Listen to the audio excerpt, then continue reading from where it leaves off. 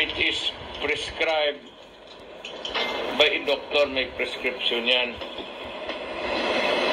O ito yung fentanyl patch.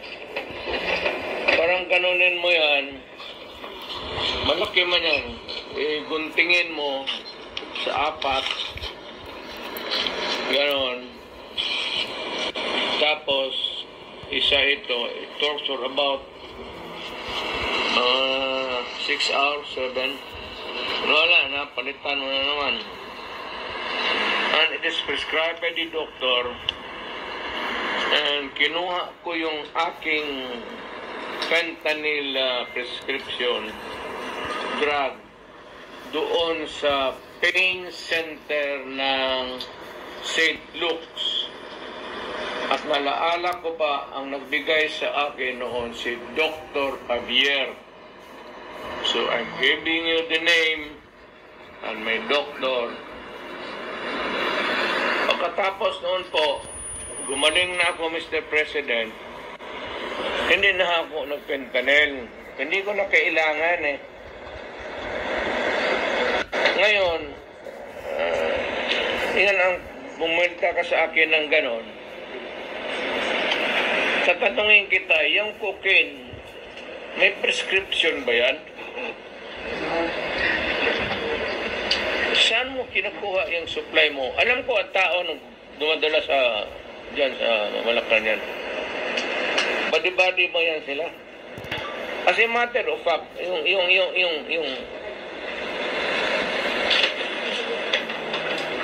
yan sa cabinet mo. Yung mga badi-badi mo noon, sa binata pa kayo, kasama mo yan sila, kung nandito ka sa Davao, hirit ng hirit kayo ng cocaine, doon sa Tadeco, yan, gusto kong palanganan, nandiyan sa Malacanang yung isa, na trabaho. Yung iba, gusto mo pangalanan ko. Pero, ano na kasi, tayo na lang, kasi wala naman silang kasalanan. It's your idea kasi itong ano. Long time ago, I was suspecting it was Romualdez. But ang lumalabas doon sa Malacanang na ano, gusto mo rin talaga, pati si Lisa, pati kayo ni Romualdez. Kayong tatlo, pamilya, what is the purpose of this People's Initiative to amend the Constitution? Alam mo, ang totoo lang, gusto lang rin ninyo mapahaba yung panahon ninyo sa Malacanang. And just what I said yesterday, itong mahirap sa politikon mga Pilipino, once they are elected, karamihan, except for a few, siguro wala, ang isipin, pag nakaupo na, kung papaano gagawin na para sila tumagal sa pwesto. Your father and ikaw, hindi talaga nagkaiba. At sumusunod ka talaga. And I said that if you continue, if you do not stop this nonsense, you will go out to Malacanang the way exactly when it happened during your father's time. Maniwala ka sa akin. Huwag ka mag-asa niyan sa military na sa iyo yan. Hindi sa iyo yan. Pagdating sa panahon magkagulo, they have to intervene because there will be bloodshed. And of course, you have to keep order in this country. Pero ikaw ang nag-umpisa sa nagulo, hindi kami. Ang inyo lang naman is to side by side, presidential, Republican, presidential type of government, i-emerge niyo.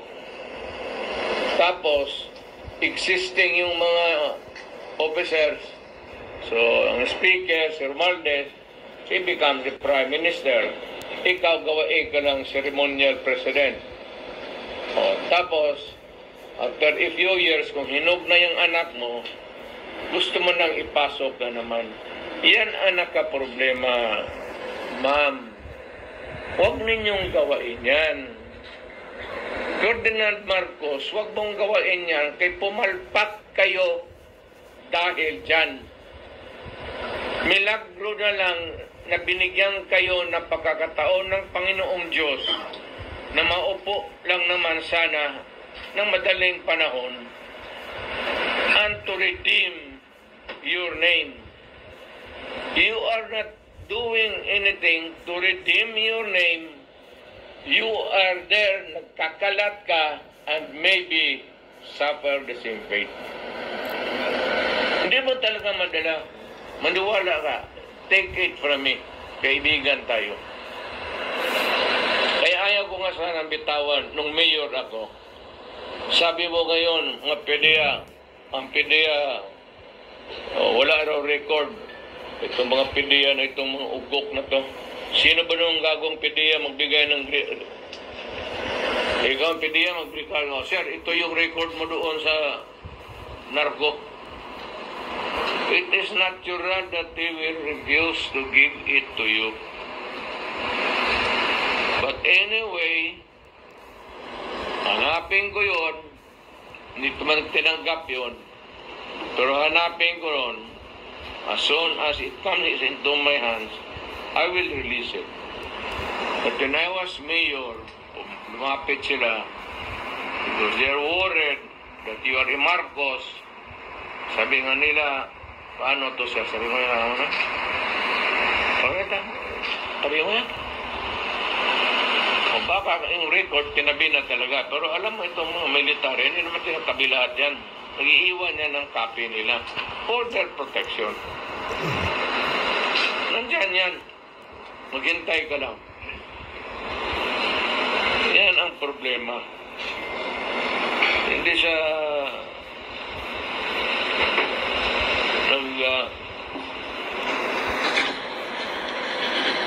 kita tuloy, hindi na ako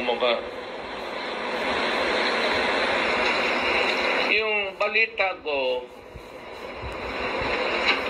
ito ba si Lisa? Hindi ko ito kilala. Wala, hindi ko talaga. Total stranger. Pero nung mayor ako, nabalitaan kong galit siya. Kasi ito si Bong, lumapit sa akin. Bongo! May galing request daw nila, I do not know if it's Ferdinand Marcos o Lisa, gustong Department of Agriculture Secretary.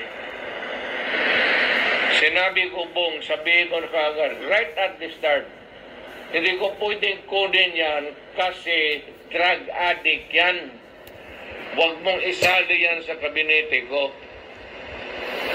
Kaya noon tumakbo ng presidente, nakipag-usap sila ni Inday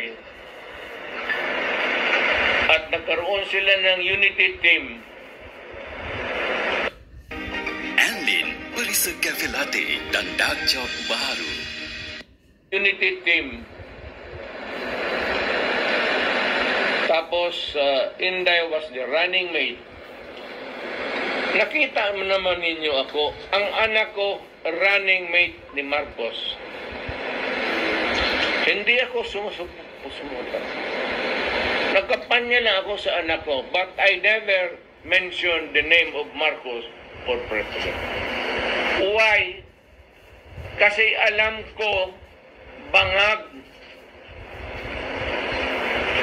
Dalawang beses yun sa Agriculture Secretary, pati yung suportahan. Hindi pa rin yun. Pag magtataka. Nang anak ko, running mate niya, Hindi naman ako nag-isang salita kasi dito sa Davao na suportahan natin. Yun ang mga corrections na dapat kasi pag hindi, baka maging totoo. You know, a lie repeated 1,000 times, baka maging totoo. Dito pa lang supalpalin ko na kayo. Pero yung PDEA na yan, may naiwan. Huwag kayong magtaka na PDEA walang ibigay sa kanya. Kung presidente yan maghingi sa sarili niyang derogatory report, ibigay mo?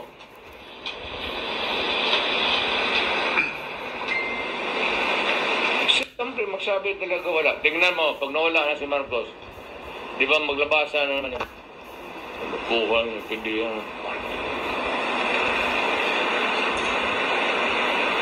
Kailangan daw, may prueba kayo.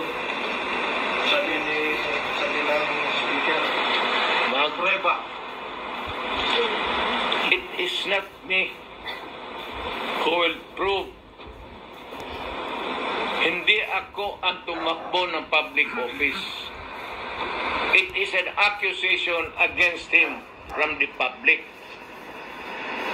Bakit ko iproba? It is for him to sit in the Luneta Park, pagkuha siya ng dugo doon, independent entity o doktor, magpakuha rin ako, o sige, pati ako, pakuha siya ng blood test. Yan, that is how the way it is disproved. Hindi marunong sila yan sa public office. May accusation sa iyo. Then you have to disprove it. It is not for me to prove it. Hindi naman tayo party litigants dito. I am not the plaintiff and you are not the respondent. Ano ka man? This is governance. Pag sinabi Mayor, balita namin, magdanakaw ka. Hindi totoo yan. Tapos matapo ako, malinis ang budhi ko, ganito, ganito. Then, try to disprove it. It is stupid for them to suggest that I prove it. I am not a public official. But that, itong si Bongbong Marcos, drug addict, has been there since at the beginning of his term. It is going around the country at alam ninyo na ganun ang biruan. Huwag na tayo magbulahan. Bula-bula pa. Alam mo ninyo na lahat nagsasabi, pati military nagsasabi. Are you challenging excuse me. Mayor, Let us allow our mayor to finish his discourse before we open the forum for questions. Alam mo, wala talaga kaming away ni Bongbong. Wala akong nakita sa kanyang worth na fighting for. Wala, mabait eh.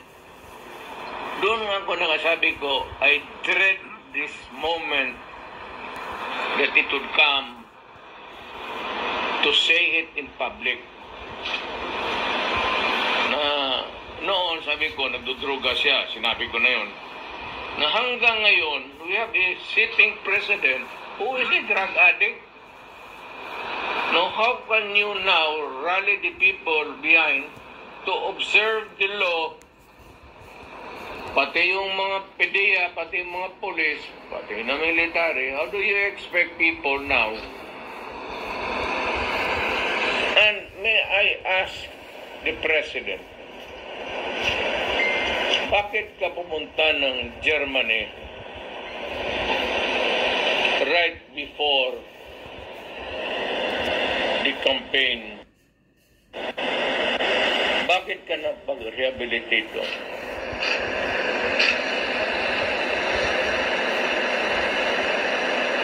Hindi ko na sinasabi nagpa-rehabilitate ka ng drugs. But bakit ka pumunta doon at pumasok ka ng rehab center?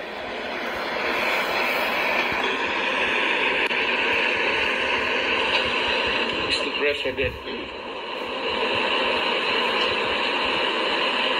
ang amin lang naman sana, sinabi ko naman sa inyo, si Lisa, ikaw, pati si Romualdez. Ang politika ng Pilipinas, kayo lang ba? Did you consult the people? Nag-conduct ba kayo ng public hearing itong mga congressional district? Sound off kung anong gusto ng tao. Wala eh. Basta pagdating noong decided na mayroon ng ampera sa Congress, walang limit yan. Kung magpa-imprenta bukas ng si Romualdez ng isang truck na pera, it does not care about how the value of the peso would go.